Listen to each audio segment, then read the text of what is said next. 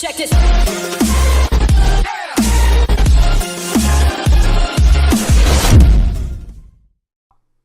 Hello, this is Socially Triggered. For the past few days, there's been a story going around about how Starbucks had 2 black men arrested for just sitting in their shop.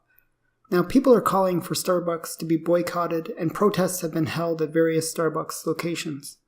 Based on the video, it is really hard to tell what happened. However, I believe Philadelphia Police Commissioner explained it best. Here is his video. Good afternoon. My name is Commissioner Richard Ross. I'm from the Philadelphia Police Department. I know there is a lot of concern and a lot of attention being spread around an incident that happened here in Philadelphia at Starbucks at 1801 Spruce Street.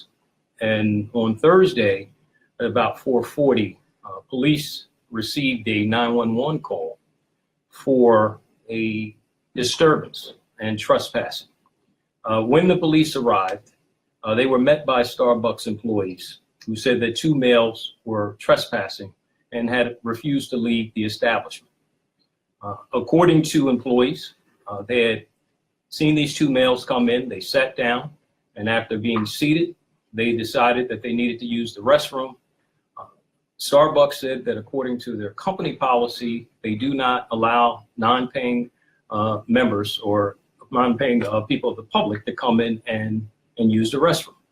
And so they then asked these 2 males to leave. These 2 males refused to leave, and the police were called. Now, when the police were summoned to the scene, they get there and they get this story that I just began to outline. They then approached the males. They asked the males to leave because they're being asked to leave by Starbucks employees. In fact, in an effort to quell the situation, officers actually called for a supervisor so that it would not get out of hand, something that was a good decision. And 3 different occasions, the officers asked the males politely to leave the location because they were being asked to leave by employees because they were trespassing. Instead, the males continued to refuse, as they had told the employees previously, and they told the officers that they were not leaving. When the call was initially made, the Starbucks employees had told the males that they were going to call police, and they said, go ahead and call police, we don't care. So police get there and they're confronted by the same type of attitude and repeatedly are told that they're not leaving. In fact, there's some alleged rhetoric about you don't know what you're doing, you're only a $45,000 a year employee or something to that regard. And so because these individuals refused to leave, because Starbucks actually called, the police did not just happen upon this event. They did not just walk into Starbucks to get coffee. They were called there for a service, and that service had to do with quelling a disturbance that had to do with trespassing. So I need to underscore the fact that these males were arrested. When they were arrested, they were taken out essentially without incident. There was no harm done to them. But after being transported to the police district in the area, the officers, after processing paperwork, discovered that Starbucks no longer was interested in prosecuting. And so at that point, those males were released from custody. It is important to emphasize and underscore that these officers had legal standing to make this arrest. Again, they were called to the scene because employees said they were trespassing. It is important for me to say that, in short, these officers did absolutely nothing wrong. They followed policy. They did what they were supposed to do. They were professional in all their dealings with these gentlemen, and instead, they got the opposite back. I will say that as an African-American male, I am very aware of implicit bias. We are committed to fair and unbiased policing, and anything less than that will not be tolerated in this department.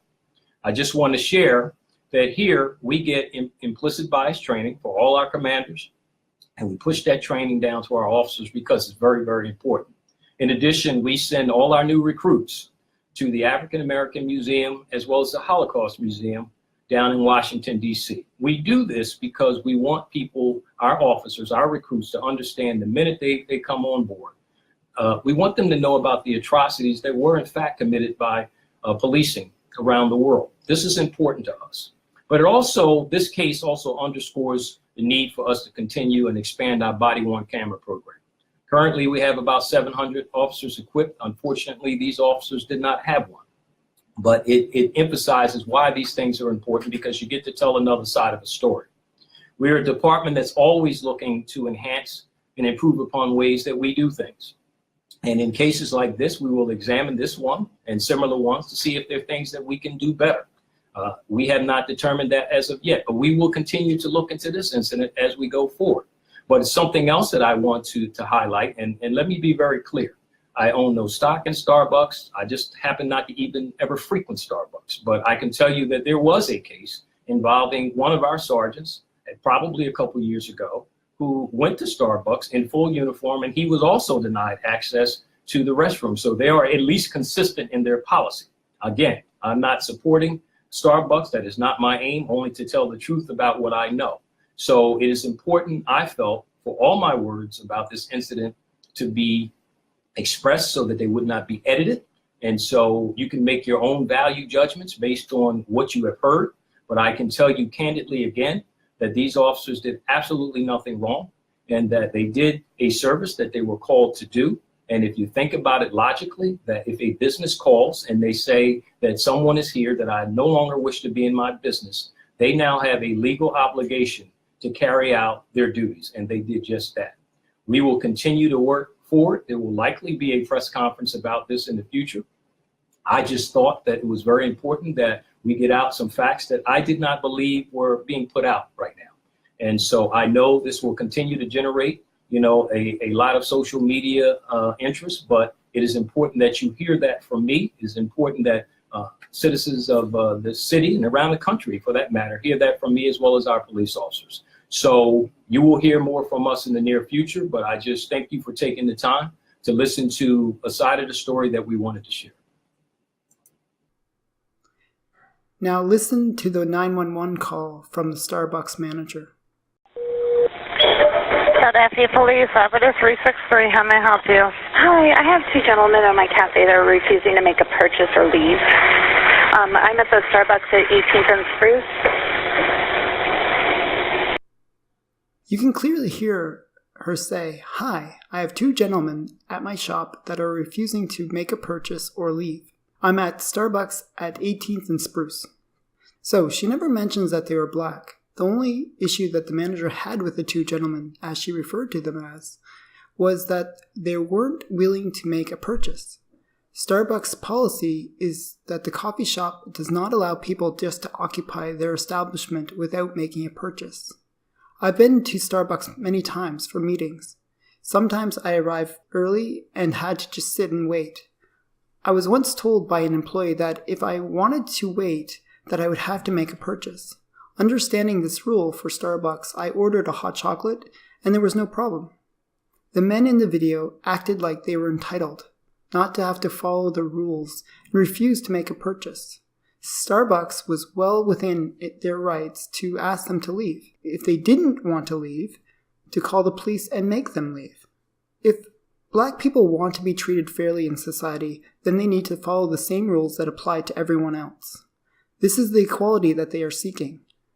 The result of this incident was that the CEO of Starbucks is going to close 8,000 Starbucks for a day for sensitivity training. The manager who made the call, having followed Starbucks guidelines, was fired. She might have a good case for wrongful dismissal. This type of black entitlement and victimhood mentality needs to stop. People will start fearing black people because they will need to walk on eggshells when dealing with them. They will fear being called racist and having their lives ruined. This will not end well for anyone. What are your thoughts? Should have Starbucks CEO apologized? Should the manager have been fired? Were the two black gentlemen victimized? This has been Socially Triggered. I hope you enjoyed this video. Please comment, like, and subscribe for more.